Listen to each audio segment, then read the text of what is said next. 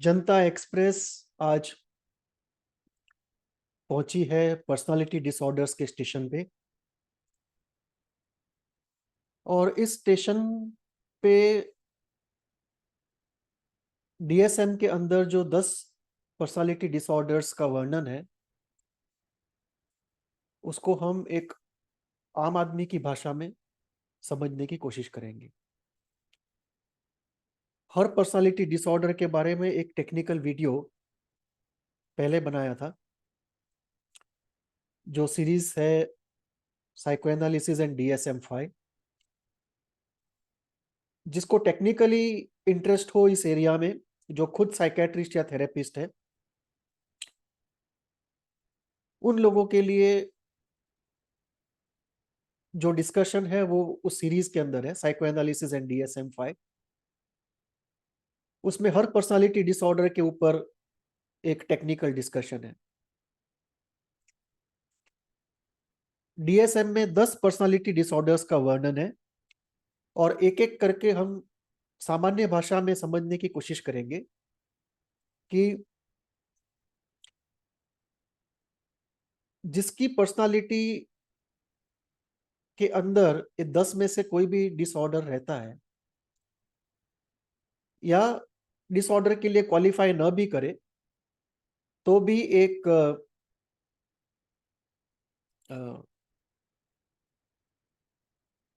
Substantial traits अगर रहते हैं, या पर्सनालिटी डिसऑर्डर का एक प्री स्टेज रहता है, तो उस केस में जिसकी वो पर्सनालिटी है उस टाइप की, जिसकी पर्सनालिटी में वो कैरेक्टरिस्टिक्स हैं, उसकी दुनिया कैसी होती है, उसका बिहेवियर कैसा होता है, उसके बिहेवियर के पीछे रीजंस क्या होते हैं अनकॉन्शियस माइंड में, जो लोग उनके साथ रहते हैं वो उनको कैसे समझ सकते हैं, वो खुद अपने आप को कैसे समझ सकते हैं, और जो यंग स्टूडेंट्स हैं जो थेरेपी सीख रहे हैं, या जिन्होंने प्रैक्टिस अब शुरू ही की है, वो इन पर्सनालिटीज को कैसे समझ सकते हैं। तो एक आसान नॉन टेक्निकल भाषा में डिस्कशन इस सीरीज में हम करेंगे। 10 एपिसोड की यह सीरीज होगी। हर एपिसोड में एक पर्सनालिटी डिसऑर्डर से रिलेटेड जो पर्सनालिटी है, उसको हम लोग एक आसान भाषा में समझने की कोशिश करेंगे। और इससे फायदा ये होगा, जिसको वो प्रॉब्लम है वो अपने आप को क्लियरली समझ पाएगा, जो उसके साथ रह रहा है वो उसको समझ पाएगा, जो उसको हील करने की कोशिश कर रहा है वो उसको ज्यादा अच्छे से समझ पाएगा। तो एक एक करके हम इन पर्सनालिटीज को डिस्कस करेंगे इस सीरीज के अंदर। आज हम शुरुआत करेंगे हिस्ट्रियोनिक पर्सनालिटी के साथ, और हर एपिसोड में एक पर्सनालिटी का डिस्कशन हम लोग करेंगे।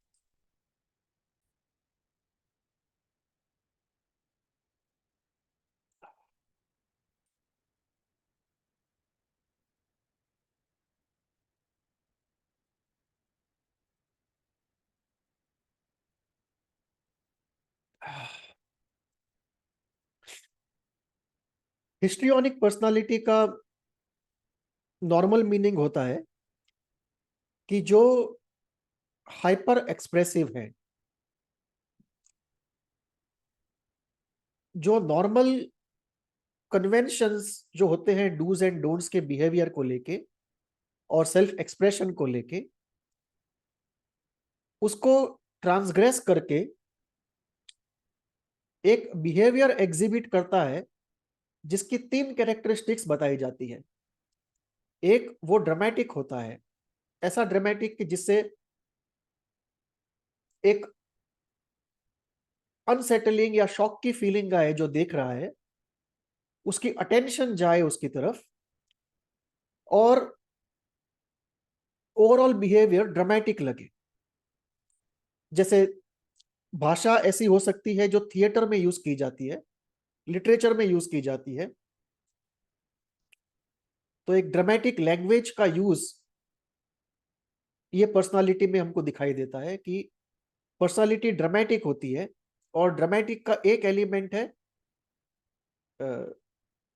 Poetic use of language, dramatic use of language, hyperbolic use of language, और थिएटर लाइक और literature like use of language. जो सामान्य भाषा में हम लोग नहीं यूज करते, उस तरह की एक ड्रामेटिक और थिएट्रिकल लैंग्वेज का यूजेज, ये एक कंपोनेंट है इस पर्सनालिटी का जो इसको ड्रामेटिक कैरेक्टर देती है।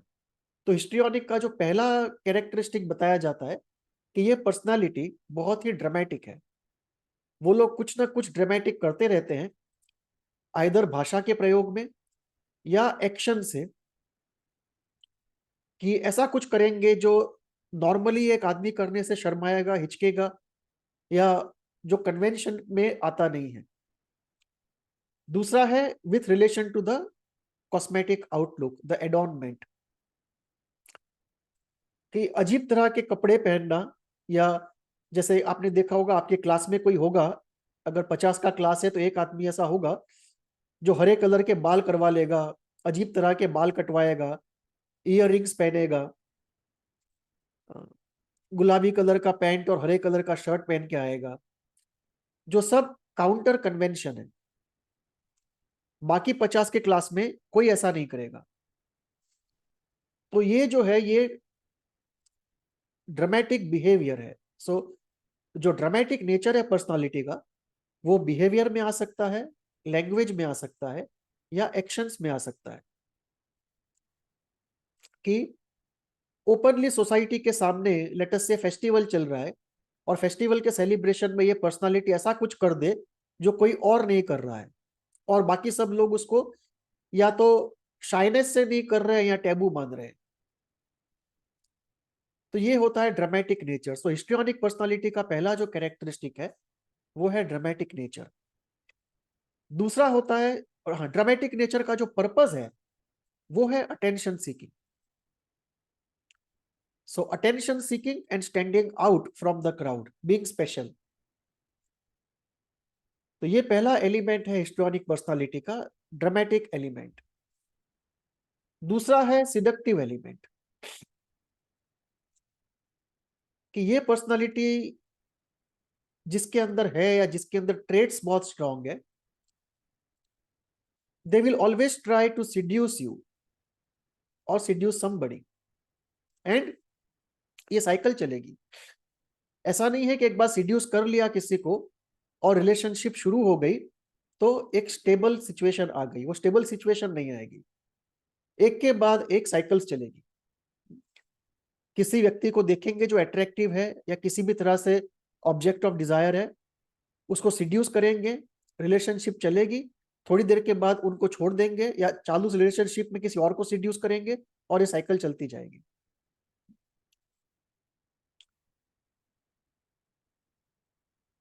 इनके प्रेजेंस में भी you will feel seduced often. Psychiatrist के अंदर एक कहावत है कि अगर ये पेशेंट आपके पास आता है और if you don't feel seduced, you should get yourself investigated. तो जैसे मैनिक पेशेंट के प्रेजेंस में you also start feeling happy, आप भी खुश हो जाते हो, वैसे ही सिडक्टिव पेशेंट के प्रेजेंस में यू स्टार्ट फीलिंग सिड्यूस्ड। उस वो कुछ कहता नहीं है, वो कुछ करता नहीं है, but even in the presence there is unconscious seduction. तो ऐसे जब भी आपको व्यक्ति मिले ऑफिस में, सोसाइटी में, कहीं पे भी, जहां पे उन्होंने अभी कुछ कहा नहीं है ना कभी कुछ किया है, बट उनके प्रेजेंस में ही आपको सिड्यूस्ड फील हो रहा है, तो कई बार ऐसा हो सकता है कि you are dealing with a histrionic personality.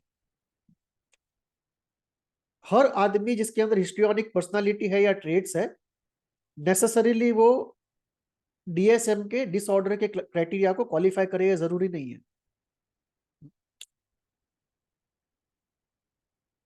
तो पहला कैरेक्टरिस्टिक है ड्रामेटिक, दूसरा है सिडक्टिव, तीसरा है सजेस्टिव।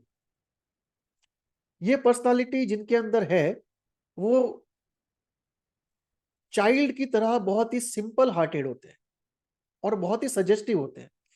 आप उनको जो बोलो वो फेस वैल्यू पे एक्सेप्ट कर लेते हैं। वो काउंटर थिंकिंग नहीं करते कि ये आदमी जो बोल रहा है ये झूठ भी हो सकता है, जो भी बोल रहा है उसके पीछे इसका क्या इंटेंशन है, उसकी क्या मोटिवेशन है, या इस तरह की बातें तो सोसाइटी में कही जाती है पर इसका कोई मतलब नहीं होता है। They don't think on this lines, they are very suggestive, open, child like. तो ये 3 कोर कैरेक्टरिस्टिक्स हैं। हम डीएसएम के सारे कैरेक्टरिस्टिक में नहीं जाएंगे, एक प्रैक्टिकल अप्रोच से समझने की कोशिश करेंगे। जिनको डीएसएम की टेक्निकल क्राइटेरिया में जाना है, they can see the episode in the series of psychoanalysis and DSM five. तो प्रैक्टिकली हमको 3 कोर चीजें दिखाई देती है जो कोई भी मेकआउट कर सकता है। उसके लिए साइकेट्रिस्ट या थेरेपिस्ट होने की जरूरत नहीं है। कि अगर आपकी फैमिली में, आपके रिश्तेदारों में, दोस्तों में, कॉलेज में, ऑफिस में, सोसाइटी में, या इवन पब्लिक लाइफ में, पॉलिटिक्स में या मॉडलिंग में या बॉलीवुड में, कहीं भी आपको लगता है कि पर्सनालिटी ड्रामेटिक है, सिडक्टिव है और सजेस्टिव है, तो हिस्ट्रियोनिसिटी का स्ट्रॉन्ग प्रेजेंस हो सकता है। चौथी कैरेक्टरिस्टिक है जो प्राइम नहीं है, लेकिन अगर आप लंबे समय तक किसी हिस्ट्रियोनिक के साथ रहेंगे या थेरेपी करेंगे तो आप बाकी के कैरेक्टरिस्टिक्स के अक्रॉस आ जाएंगे। चौथा कैरेक्टरिस्टिक है हिस्ट्रियोनिक का, होलियर देन दाउ, कि उनको इस चीज में बड़ा मजा आता है। और ये कैरेक्टरिस्टिक वो नार्सिसिस्टिक लोगों के साथ शेयर करते हैं। नार्सिसिस्टिक लोगों को भी होलियर देन दाउ में बहुत मजा आता है। सो हिस्ट्रियोनिक पर्सनालिटी में कई बार ये होता है कि पहले वो सिड्यूस करते हैं, उसके बाद कंट्रोल करते हैं, उसके बाद अब्यूज करते हैं, और उसके बाद बाहर आ जाते हैं और फिर होलियर देन दाउ पोजीशन लेते हैं।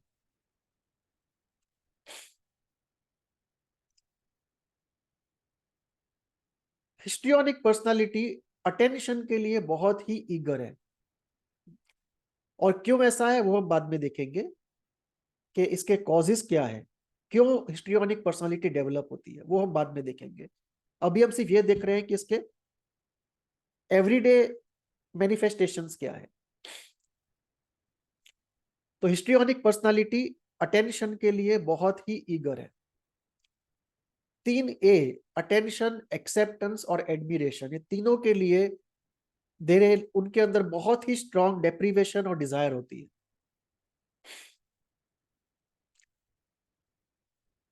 एक तरह से देखा जाए तो हर इंसान में इसकी डिजायर होती है, पर रिलेटिवली स्पीकिंग उनके अंदर बहुत स्ट्रांग होती है। और इनको फुलफिल करने के लिए वो ड्रामेटिक लेंथ तक जाते हैं जो एक आम आदमी नहीं जाता है। हिस्ट्रियोनिक पर्सनालिटी के अंदर एक स्ट्रेंज कॉम्बिनेशन भी मिलता है ओबीडियंस का और डिफायंस का। कुछ लोगों के लिए वो बहुत ओबीडियंट होते हैं और जनरली वो फादर फिगर होता है। कि फादर या फादर फिगर को लेके, जैसे फादर है या टीचर्स हैं, this personalities are very obedient. लेकिन फादर फिगर्स को छोड़ के दूसरे जो रिलेशनशिप्स होते हैं इनके, उसमें एक कॉम्बिनेशन होता है ओबीडियंस का और डिफायंस का, और ये अलग अलग प्रपोर्शन में होता है। और कब एक एक्टिवेट हो जाए और दूसरा डीएक्टिवेट हो जाए वो कहना मुश्किल हो जाता है। लेकिन एक कंटिन्यूअस डिफायंस इनके अंदर होता है, और उस कंटिन्यूअस डिफायंस की वजह से जो इनके साथ रहता है, ज्यादातर हस्बैंड या फ्रेंड्स या कलीग्स, वो over a period of time irritation और एंगर डेवलप करते हैं। क्योंकि ये डिफायंस जितना कॉन्शियस है उतना ही अनकॉन्शियस है। और इस डिफायंस की वजह से जो लोग चारों तरफ हैं, they develop irritation and anger towards this person.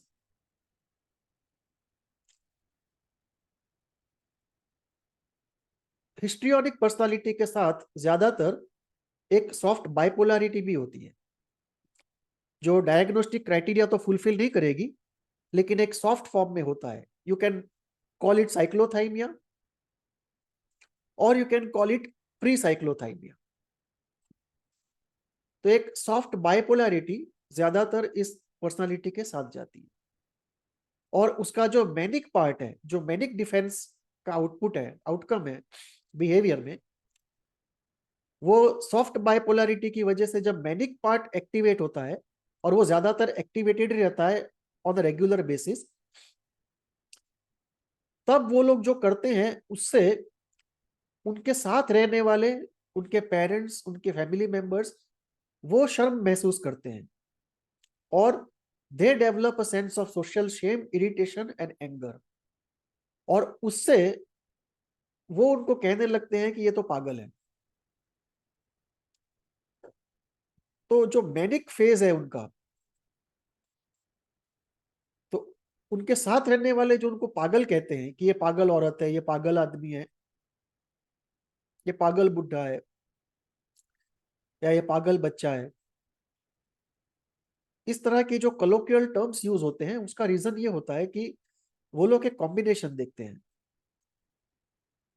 एक मैनिक फेस, एक ड्रामेटिक फेस, एक सिडक्टिव फेस, और एक अनरियलिस्टिक डिफाइंट फेस. इनका कॉम्बिनेशन जब आता है, तो 3-4 महीने के बाद सामने वाला आदमी ये रियलाइज करने लगता है और मानने लगता है कि ये जो हिस्ट्रियोनिक है, उसको समझ में नहीं आता है कि हिस्ट्रियोनिक है, बिकॉज वो टेक्निकल नॉलेज तो होता नहीं है, बट एक नॉर्मल लैंग्वेज में वो कहने लगता है कि तो पागल औरत है या पागल आदमी है. और जैसे ही वो डिसीजन उसका आता है, उसके बाद डिसमिसल शुरू हो जाता है, कि फिर हिस्ट्रियोनिक पर्सनालिटी वाला इंसान कुछ भी कहे, चाहे सही भी कहे, एवरीथिंग गेट्स डिसमिस्ड. और उसका रीजन ये होता है कि अपनी बाइपोलरिटी की वजह से, अपने हिस्ट्रियोनिक कंपोनेंट की वजह से, और अपने डिफाइंड कंपोनेंट की वजह से, और होलियर देन दो कंपोनेंट की वजह से, उसने कई सारी अनरियलिस्टिक चीजें कही होती है, करी होती है, और कई बार सोशल शेम को भी अट्रैक्ट किया होता है, सोशल क्रिटिसिज्म को भी अट्रैक्ट किया होता है. और इसका फाइनल जो कंक्लूजन होता है, वो ये होता है कि साथ रहने वाले लोग इस डिसीजन पे पहुंचते हैं, कंक्लूजन पे, कि ये पागल है, ये एक अलग ही आइटम है. और फिर वहां से उसका डिसमिसल और मॉकिंग at the person, laughing of the person, ये शुरू हो जाता है. कि फिर वो कुछ भी कहता है उसको डिसमिस कर दिया जाता है, उसकी बात पे लोग हंस देते हैं, और एक सेल्फ एस्टीम जो है उस सर्कल में बिल्कुल खत्म हो जाता है. और जब ऐसा हो जाता है, तो धीरे धीरे फिर आदमी बाहर रिलेशनशिप ढूंढना शुरू करता है, partly out of necessity, partly out of revenge, and partly out of एक इनबिल्ट हिस्ट्रियोनिसिटी जो पहले से ही थी. तो तीनों मिलके एक नई रिलेशनशिप की तलाश उस ग्रुप के बाहर शुरू करवाते हैं. हिस्ट्रियोनिक पर्सनालिटी के अंदर एक स्ट्रॉन्ग कॉन्ट्राजेंडर का कंपोनेंट भी होता है, कि अगर आदमी है तो स्ट्रॉन्ग फेमिनिटी, और औरत है तो स्ट्रॉन्ग मेस्कुलिनिटी. ये कॉन्ट्राजेंडर नॉर्मल से ज्यादा स्ट्रॉन्ग होता है, पर इतना स्ट्रॉन्ग नहीं होता है कि एक्टिव बाइसेक्सुअलिटी में उसको ले जाए. इन जनरल एक्सेप्शंस होते हैं जहां पे ये कॉन्ट्राजेंडर इतना स्ट्रॉन्ग होता है कि बाइसेक्सुअलिटी में ले जाता है, पर जनरली एक डिस्टेंस रहता है between the histrionic with strong contragender and an active bisexual.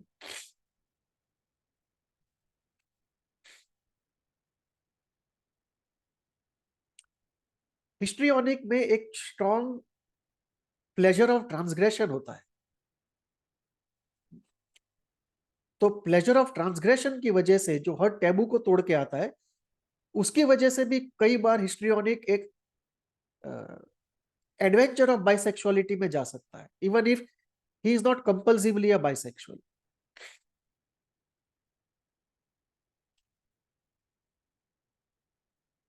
Personality disorders में हम देखते हैं कि ज्यादातर पर्सनालिटी डिसऑर्डर्स मिक्स होते हैं।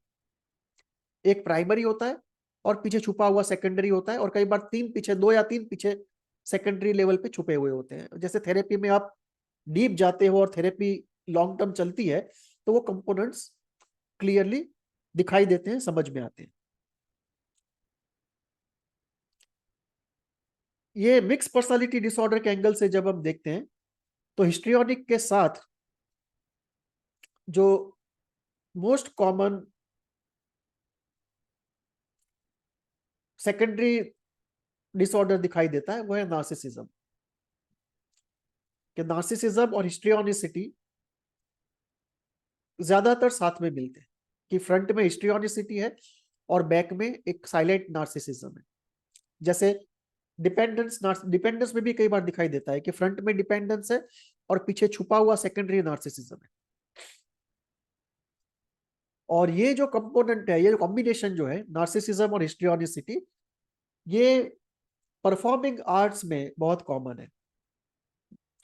चाहे वो एक्टिंग हो, डांस हो, मॉडलिंग हो, किसी भी तरह का परफॉर्मिंग आर्ट हो।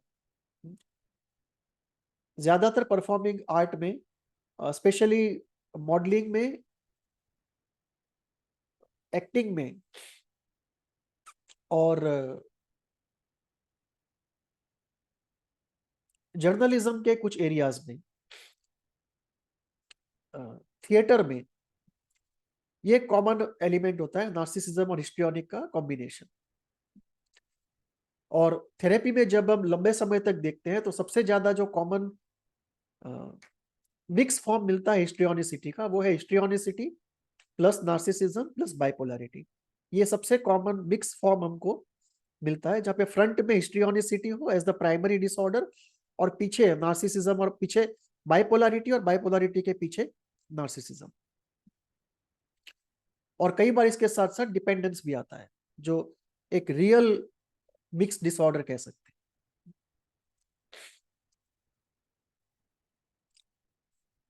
एक तरीका हिस्ट्रियोनिसिटी को देखने का, और वैसे हिस्ट्रियोनिसिटी को ही नहीं,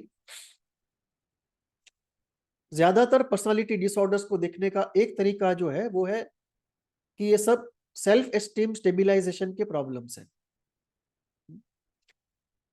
कुछ लोग कहेंगे ये मूड स्टेबिलाईजेशन के प्रॉब्लम्स हैं, कुछ लोग कहेंगे ये रियलिटी कंस्ट्रेंट और फ्रीडम के राइट प्रपोर्शन मेंटेन करने के प्रॉब्लम्स हैं, और कुछ लोग कहेंगे ये तीनों को अगर इकट्ठा कर लो तो सारे पर्सनालिटी डिसऑर्डर्स के सेंटर में यही तीन है। तो एक तरीका है देखने का हिस्ट्रियोनिसिटी को कि वो एक सेल्फ एस्टीम स्टेबिलिटी का प्रॉब्लम है, कि सेल्फ एस्टीम अंदर अनकॉन्शियस में बहुत ही लो है। दूसरा मूड स्टेबिलिटी का प्रॉब्लम है, कि एक सॉफ्ट बाइपोलैरिटी एक्टिव है, यूजुअली उसमें जो सैडनेस है उसको मैनिक डिफेंस से अवॉइड किया जाता है, और मूड हमेशा हाई रहता है। और बीच बीच में जब वो मूड क्रैश होता है और मैनिक डिफेंस काम नहीं करता है, तो जो नीचे की साइकिल है वो दिखाई देती है। लेकिन नीचे की साइकिल उतनी स्ट्रांग नहीं होती है, बिकॉज एसेंशियली इस पर्सनालिटी में एक कंस्टिट्यूशनल चीयरफुलनेस, अगर चीयरफुल और ग्लूमी के बाइनरी पे डिवाइड किया जाए सभी पर्सनालिटीज को, तो हिस्ट्रियोनिक जो है वो चीयरफुल पर्सनालिटी है।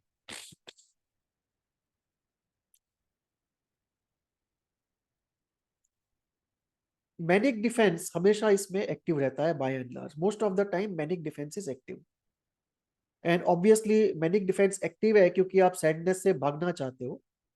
और हिस्ट्रियोनिक में कई बार we see the manic defence is not only escape from sadness but an escape from deadness. और वो डेडनेस जो है वो अर्ली चाइल्डहुड में, around in the first few months of the birth, अगर मदर डिप्रेस्ड है, प्रेजेंट है पर डिप्रेस्ड है, अबेंडनमेंट नहीं है लेकिन डिप्रेस्ड है, तो उसमें एक डेड मदर को चाइल्ड इंटरनलाइज कर लेता है, बिकॉज चाइल्ड का इंटरनलाइजिंग मैकेनिज्म ऐसा है कि अर्ली लाइफ में जो भी उसके चारों तरफ है उसको वो इंटरनलाइज कर लेता है। अगर एम्प्टीनेस है तो एम्प्टीनेस को इंटरनलाइज कर लेता है। अगर अलाइव मदर है तो अलाइवनेस को इंटरनलाइज कर लेता है। डिप्रेस्ड मदर है तो सैडनेस को इंटरनलाइज कर लेता है।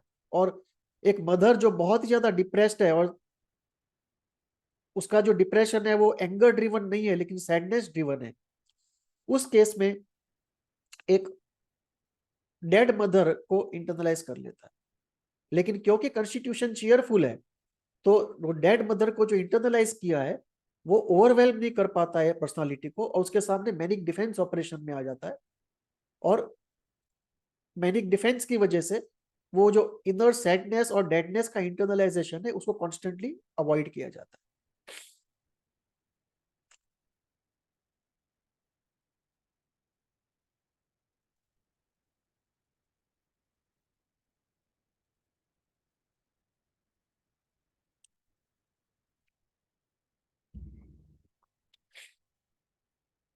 हिस्ट्रियोनिक पर्सनालिटी में यूजुअली इंटेलिजेंस अगर हम प्योर आईक्यू के फॉर्म में देखें तो काफी अच्छा होता है। उनमें प्रेग्मेटिक सेंस और मैच्योरिटी नहीं होती है, बट जो प्रोसेसिंग पावर है वो यूजुअली काफी अच्छा होता है। And many of them are gifted in many areas of art. इस पर्सनालिटी में एक गुडनेस है, to do good to others, एक पॉजिटिविटी है। These two characteristics they share with the dependent personality. कि डिपेंडेंट पर्सनालिटी में जो है कि to be positive about others, to make others happy, to do good things to others, to see everyone happy, उसका smaller form histrionic personality में दिखाई देता है। लेकिन उसके साथ साथ जो डिपेंडेंट पर्सनालिटी में नहीं है, which is envy and scheming to trap somebody, वो यहां पे दिखाई देता है। और सडनली ये एक्टिव हो सकता है और किसी के लिए डिस्ट्रक्टिव बन सकता है। और डिस्ट्रक्शन करने के बाद डिनायल से ये पर्सनालिटी तुरंत हाथ धो सकती है कि मुझे क्या पता क्या हुआ। This personality also has a strong spiritual component, not as strong as independent or the narcissist, but it has a strong spiritual component.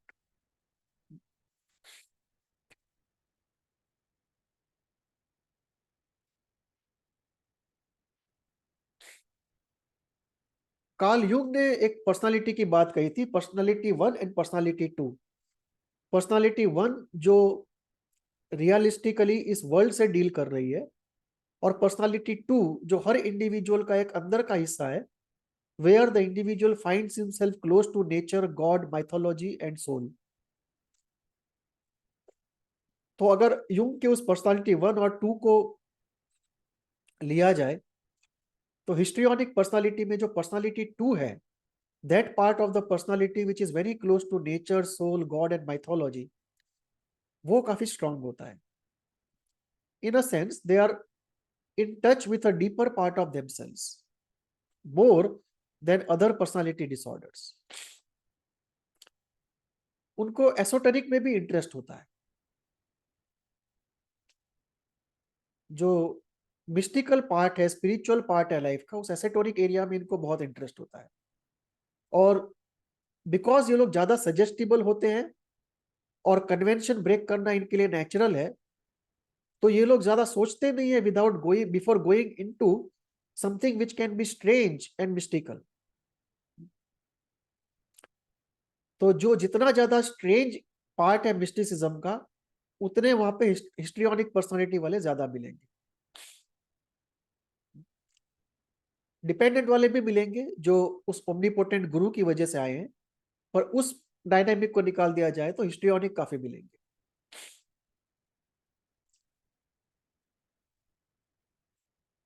Soul evolution के एंगल से देखा जाए तो हिस्ट्रियोनिक पर्सनालिटी एक लाइफ में बहुत सारी लाइफ एक्सपीरियंस करने को आई है। तो वो लोग 10 साल में जितना एक्सपीरियंस करते हैं उतना एक आम आदमी 20-25 साल में भी नहीं करता है। So it is like experience in the fourth gear. The train of experience is moving in the fourth gear.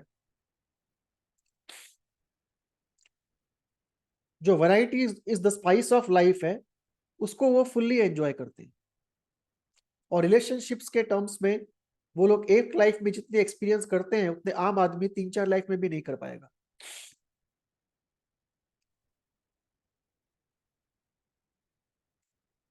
तो एक तरह से देखो तो इट्स एन एक्सेलरेटेड इवोल्यूशन।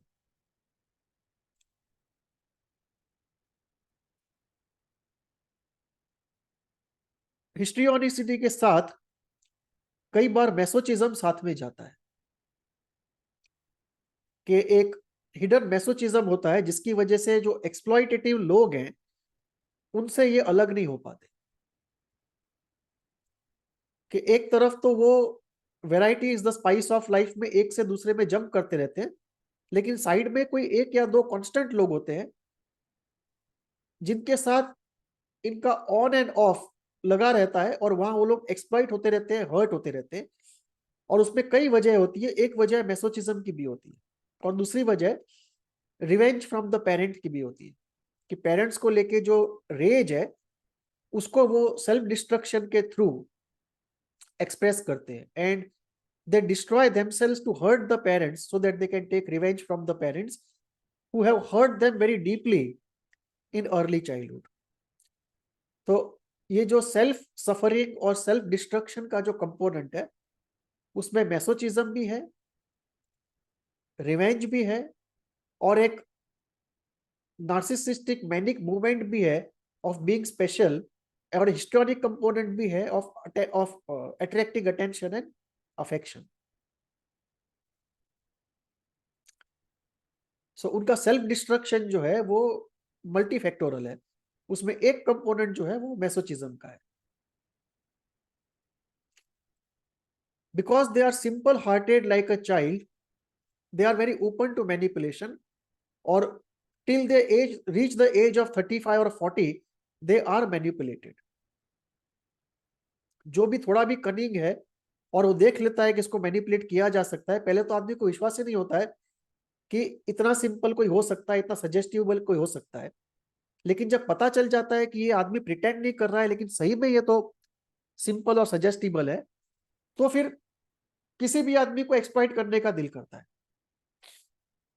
और यहां पे उनका मैनिपुलेशन और एक्सप्लॉइटेशन शुरू हो जाता है। Most of them are stuck at some point in life in some sort of tragic holding state. Either they are stuck in their first family or they are stuck in the family of marriage, or they are stuck in a job, or they are stuck in some spiritual commune, but they are stuck somewhere where it's a tragic event to be struck in that state, but they feel holding also because they are terribly anxious of letting go of that stability.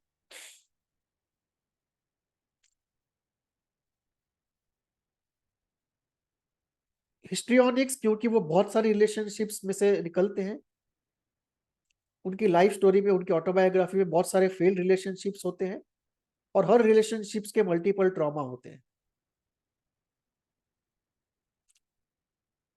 और एक ओसी की तरह इस category में भी आपको एक stubborn holding दिखाई देता है, एक ऑब्स्टिनेसी दिखाई देती है। और वो जो स्टबॉर्न और ऑब्स्टिनेट नेचर है उसकी वजह से वो डैमेजिंग सिचुएशन को भी होल्ड करते रहते हैं।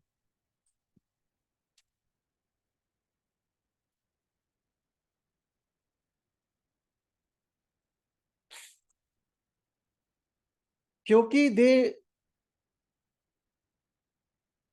don't want to be realistic and they don't want to be pragmatic and they despise tradition, convention and pragmatism, बिना सोचे समझे ये कोई भी रिस्क ले लेते हैं, कोई भी टैबू को ब्रेक कर देते हैं और उसकी वजह से they become open to blackmail. वो कोई लव लेटर भी हो सकता है, कोई न्यूड पिक्चर्स भी हो सकते हैं, वीडियोस भी हो सकते हैं, या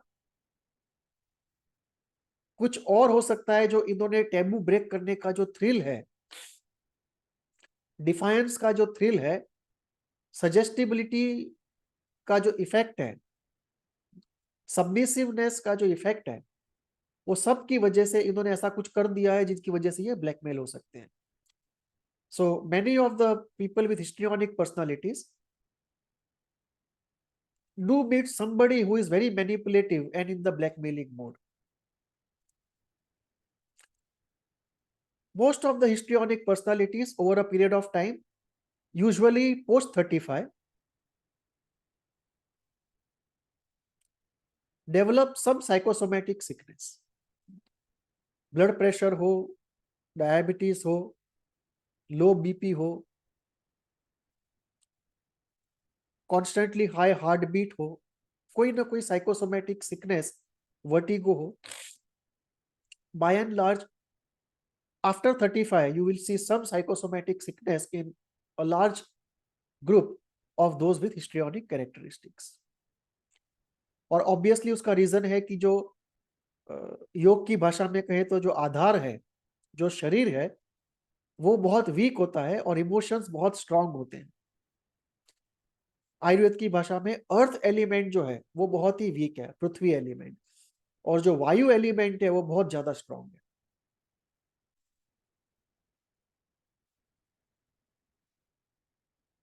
ये अभी तक हमने देखा कि जिसके साथ कि हिस्ट्रियोनिक पर्सनालिटी जो है उसके लाइफ के living traits, living behavioural manifestation कैसे होते हैं. तो अगर आपके साथ कोई है, आपके घर में है, बाहर है या कहीं भी है, और इस तरह की कैरेक्टरिस्टिक्स दिखाई देती है, तो यू कैन मेक आउट कि हिस्ट्रियोनिक पर्सनालिटी है या हिस्ट्रियोनिक ट्रेड्स हैं. तो अब तक हमने बात की आइडेंटिफिकेशन की, डिस्क्रिप्शन की, बिहेवियर की. अब हम जाते हैं इनर माइंड में कि उस बिहेवियर का, उस मैनिफेस्टेशन का कॉज क्या है, हिस्ट्रियोनिक के इनर वर्ल्ड में क्या हो रहा है. और ये चीज जो हिस्ट्रियोनिक पर्सनालिटी है उसके लिए भी यूजफुल है. He can also know what's happening in his inner world, why is he doing what he is doing.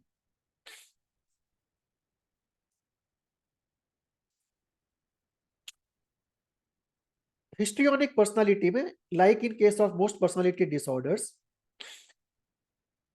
There is a event of early life object loss. कि अर्ली लाइफ में mother का presence न होना लंबे समय के लिए, that creates a terrifying fear of abandonment and a desperate need to connect to people. और एक टेम्पलेट बनता है कि the mother has abandoned me because I was not good enough, so I am not worthy of attention, and if I have to be worthy of attention, affection and attachment, I have to do something dramatic to attract attention, because I am not good enough. I am so not good enough that unless I do something dramatic, I can't attract attention. जैसे dependent attention के लिए और attachment के लिए दूसरों को please करता है, वैसे हिस्ट्रियोनिक जो है वो अटेंशन और अटैचमेंट के लिए दूसरे को कोई ड्रामेटिक एक्ट करता है और सिडक्शन करता है. दोनों ही ऑब्जेक्ट की तलाश में है. डिपेंडेंट भी ऑब्जेक्ट की तलाश में है, अटैचमेंट की तलाश में है, और हिस्ट्रियोनिक भी अटैचमेंट की तलाश में है, पर दोनों की स्ट्रेटेजीज अलग है. डिपेंडेंट प्लीज करता है अटैचमेंट के लिए, और हिस्ट्रियोनिक ड्रामेटिक एक्ट करता है और सिड्यूस करता है.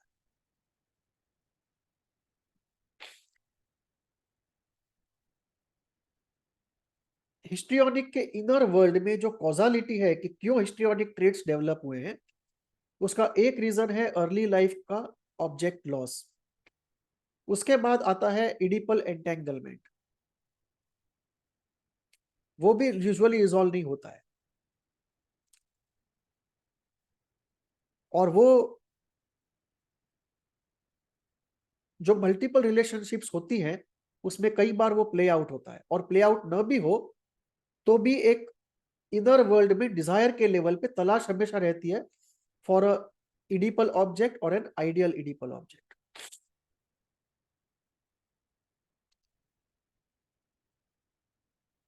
Like most personality disorders, histrionic also is in search of the omnipotent. और कई बार एक मैनिक एक्ट के थ्रू, जो कोई परफॉर्मेंस हो सकता है, जो कोई पार्टी होल्डिंग हो सकता है, जो कोई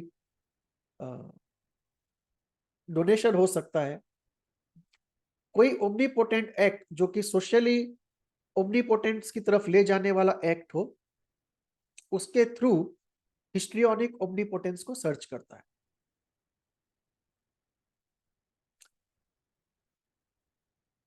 हिस्ट्रियोनिक में हीरो वर्शिप काफी स्ट्रांग होती है और एक सर्च होती है टू बी द हीरो. और बीच बीच में वो कुछ मौके मिलते भी है जब कोई ना कोई प्लेटफॉर्म पे वो हीरो बन जाते हैं, but usually they satisfy by identification. क्योंकि बहुत कम लोग होते हैं जिनके अंदर हिस्ट्रियोनिसिटी के साथ साथ टैलेंट और लक भी होता है. जैसे एक्टर्स हैं, मॉडल्स हैं, जो अपनी ओमनीपोटेंस की सर्च को एक्चुअली लिव आउट कर पाते हैं अपने पोटेंशियल और लक के बेसिस पे. ज्यादातर लोग एक छोटे से अपने फ्रेमवर्क में, चाहे वो अपनी सोसाइटी हो, अपनी कम्युनिटी हो या कॉलेज हो, एक छोटे प्लेटफॉर्म पे हीरो बनने की कोशिश करके जितने भी कामयाब हो पाते हैं उतने होके they satisfy their desire for the omnipotence. So few succeed, most are either frustrated or they satisfy by identification.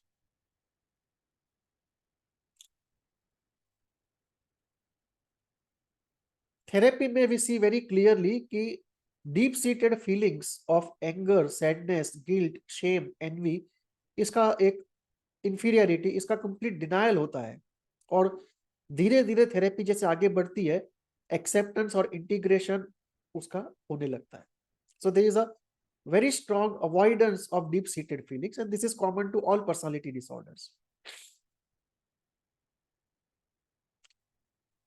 एक डिस्कशन है यूट्यूब पे, the valley junction model of personality disorders. उसमें इस बात में डिटेल में डिस्कशन है कि what is it that is being avoided when we say deep seated feelings. What are those deep seated feelings and how did they develop and when did they develop and how are they avoided by different personality disorder personalities.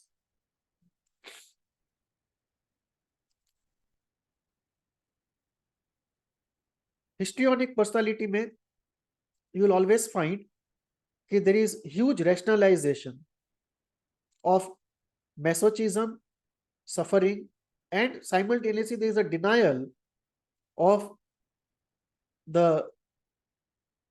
envy and the scheming part of oneself.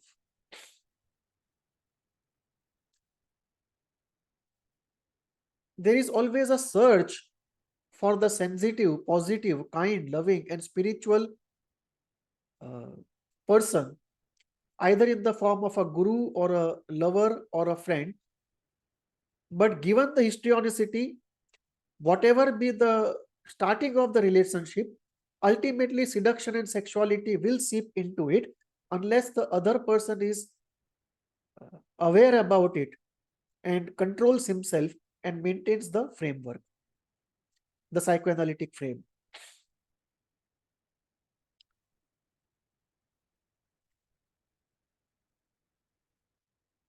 Deep seated inferiority histrionic personality में दिखाई देती है. Abandonment deep seated होता है और एक process चलता है, seduce, conquer, control, abuse, and in abusing identify with the past aggressors or take revenge from the past aggressors. ये कई बार सबके साथ नहीं है. जो ज्यादा स्पिरिचुअल टाइप के हैं, ज्यादा पॉजिटिव लोग हैं, उनमें ये साइकिल नहीं है. पर एक बहुत बड़ा ग्रुप है हिस्ट्रियोनिक का जिनमें ये साइकिल चलता है, seduce, conquer, control, abuse. And while abusing, identify with the past aggressors or take revenge of the past aggressors, and then come out of it with complete denial and lying and taking then a holier than thou position.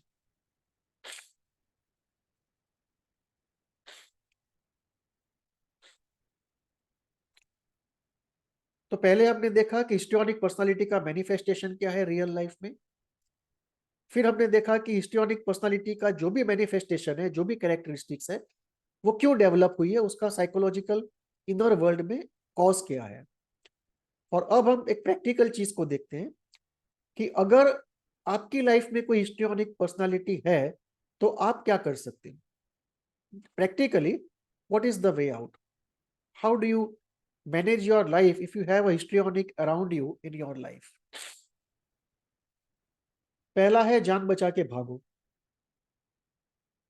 और ये हर एक personality disorder के लिए सच है कि कोई भी personality disorder वाला मिले, जान बचा के भागो।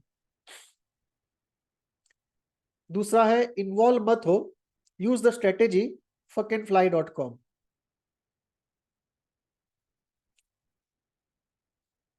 तीसरा है कि अगर ये पहले तो पॉसिबल नहीं है, और अगर अनजाने में आप एक हिस्ट्रियोनिक के साथ रिलेशनशिप में स्टक हो गए हो कि आप निकल नहीं सकते हो, कि लेटर से आप पेरेंट हो या आप चाइल्ड हो या आप हस्बैंड हो या वाइफ हो, तो आप स्टक हो। तो अगर आप स्टक हो तो फिर उसका रास्ता क्या है? पहले तो ये समझ लेना है कि अगर आप स्टक हो तो आपको एक्सेप्ट कर लेना है कि हिस्ट्रियोनिक हमेशा एक पॉलीगैमस रिलेशनशिप में ही रहेगा। हिस्ट्रियोनिक को आप मोनोगैमस नहीं बना सकते।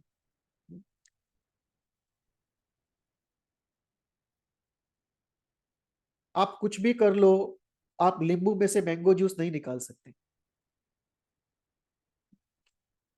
हमको उनसे वफा की है उम्मीद जो नहीं जानते वफा क्या है। तो ये जो पर्सनालिटी है, यू हैव टू एक्सेप्ट कि लॉन्ग रन में वो पॉलीगैमस ही होगा।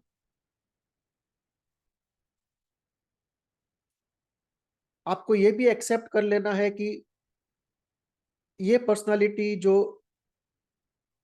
बिहेवियर डिस्प्ले करेगा सोसाइटी में या घर में, उसे आप सोशल एम्बेरसमेंट से बच नहीं सकते। बिकॉज हिस्ट्रियोनिक पर्सनालिटी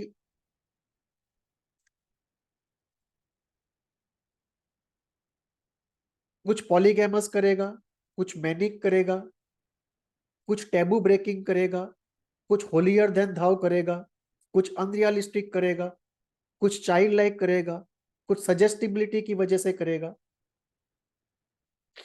कुछ नार्सिसिज्म की वजह से करेगा। तो उससे सोशल एम्बेरसमेंट से आप बच नहीं सकते।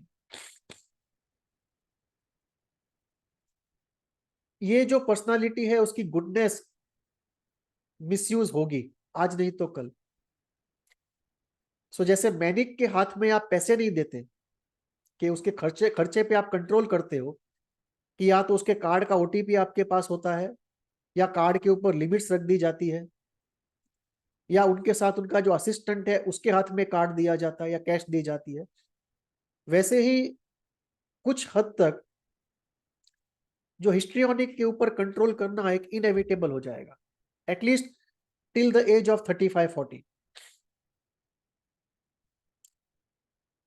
हिस्ट्रियोनिक की जो सिंप्लिसिटी है, जो सजेस्टिबिलिटी है, जो चाइल्ड लाइक इनोसेंस है, उसको कई लोग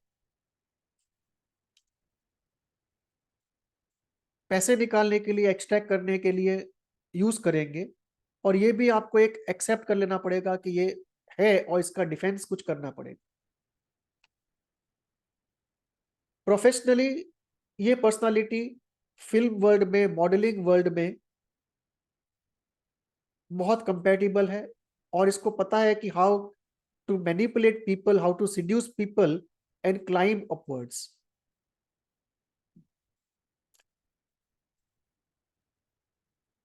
जो नॉन आर्टिस्टिक एरियाज है, वहां पे इतने ज्यादा एक्सप्लॉइटेटिव और कनिंग लोग हैं कि वो इन पर्सनालिटीज के हाथों मैनिपुलेट होने के बदले इन पर्सनालिटीज को मैनिपुलेट करते हैं। सो टेम्पररीली उनको पंप अप किया जाता है लीडरशिप पोजीशन में, और उनसे कुछ काम करवा लिए जाते हैं और फिर यूज करके डिस्कार्ड कर दिया जाता है। तो आर्ट वर्ल्ड में they are able to manipulate the situation and climb upwards, but ज्यादा एनालिटिकल और कनिंग जो सिचुएशंस हैं वहां पे they get used and discarded.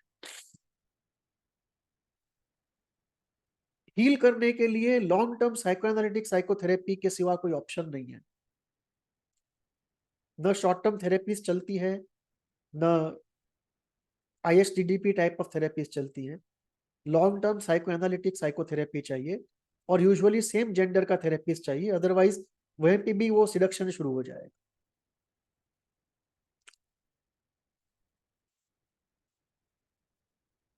Therapy के साथ अगर ट्रू स्पिरिचुअलिटी है, योगा प्रैक्टिस है, और थोड़ा रिनंसिएशन ओरिएंटेड स्पिरिचुअल प्रैक्टिस है, तो वो भी हेल्प करता है इन हीलिंग दिस पर्सनालिटी। ये पर्सनालिटी जो है वो नॉर्मल सोसाइटी के लिए बनी नहीं है। फ्यूचर में जब पर्सनालिटी के बेसिस पे सोसाइटीज अलग अलग तरीके से स्ट्रक्चर होगी,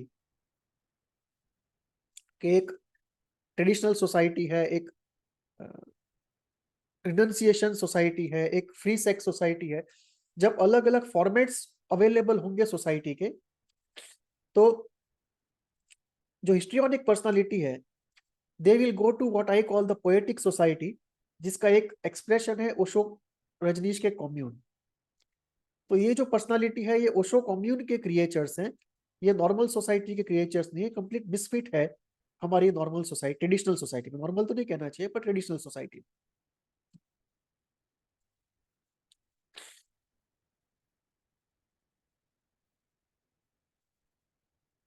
अगर स्पिरिचुअल पेरेंट्स मिलते हैं और लाइफ का स्ट्रगल सॉफ्ट रहता है और एक आइडियलिस्टिक एटमॉस्फेयर रहता है, तो हिस्ट्रियोनिक पर्सनालिटी एक ऑप्टिमम लाइफ जी सकते हैं, जहाँ पे ट्रॉमा सबसे कम हो, प्लेजर सबसे ज्यादा हो, एक ओशो कम्यून टाइप का एटमॉस्फेयर हो, सब कुछ लाइट और ब्राइट और सबलाइम हो, और उनके चाइल्ड लाइक पॉजिटिव नेचर को मैनिपुलेट करने वाले न हो, और वो खुद भी मैनिपुलेट दूसरों को न करे। इस तरह का अगर एटमॉस्फेयर बनता है, तो हिस्ट्रियोनिक पर्सनालिटी के लिए सबसे ऑप्टिमम लाइफ एस्टैब्लिश होती। Thank you. ये डिस्कशन हमने किया एक जनरल हिस्ट्रियोनिक पर्सनालिटी के बारे में। वैसे ही हम एक एक करके सभी पर्सनालिटीज को डिस्क्राइब करेंगे, ओवरव्यू लेंगे सबका, और आई एम श्योर के इट विल हेल्प जिनकी पर्सनालिटी के अंदर ये कैरेक्टरिस्टिक्स हैं, या ये पर्सनालिटी है जो इनके आजू चारों तरफ है, और वो जो इनको हील करने की कोशिश कर रहे हैं। Let me know if you have some additional inputs or opinions on this. Send it to me. See you again. Thank you.